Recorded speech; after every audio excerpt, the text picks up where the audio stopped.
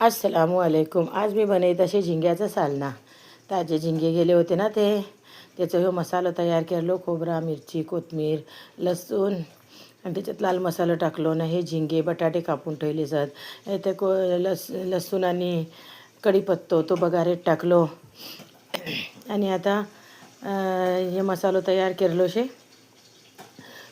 मसालो हळद मीठ टाकलो शे त्याच्यामध्ये. खोबऱ्याच्या ह्याच्या मसाला वाटलो त्याच्यात. आणि आता हे त्याच्यात घालीन, तेलात घालीन आणि जराचं कोट भुजून घेईन आणि मग त्याच्यात पाणी टाकीन. आणि हे सगळं उडाला होता आता पुसताचे मी टाईल्सवरती. माका सवय अशी पुसत राहूची. गॅसवरती सगळं मसाला उडालो होतो, पुसून गेलो. आणि आता जराचं कुठ बेस पाणी घालून ते का ह्या करता कोकम मी मग नंतर टाकीन. लास्ट काप कोकम नाही आधी टाकले, बटाटे शिजत नाही मग हे कोकम टाकलं. आणि ते म्हणून मी आता मसाला भुजून गेलो. आता त्याच्यात जरा पाणी घालीन. गरमच पाणी करून ठेवता मी तर घालता.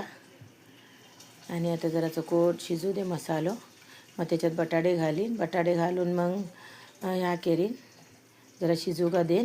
आणि मग त्याच्यात झिंगे सोडीन. बटाटे घालून झाले मग आता त्याच्यात झिंगे सोडीन मी. येतो बेस हलवून गेला जरा तर झिंगे टाकता. मी झिंगे सालासोबत ठेवता. ते काय खेकड्यासारखं चव येते एकदम सालण्या का. ते काय जरा सोलूचे ते का साला काढूची त्याची.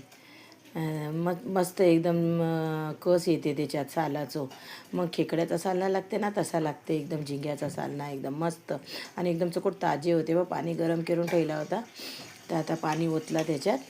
आणि बेस एकदम जितका व्हाया माका तितका करून गेला. आता बटाटे शिजू का देता. बारीक सुलो केला, सुलोवरती शिजू का देता ते का जरा जो कढाईलो. आणि आता मी साईड का जरा मांदेली पण फ्राय करू का टाकेन. मांदेली पण गेली होती ना आई तवो ठेवलोचे. आता याच्यात एक एक करून मांदेली घालता फ्राय का.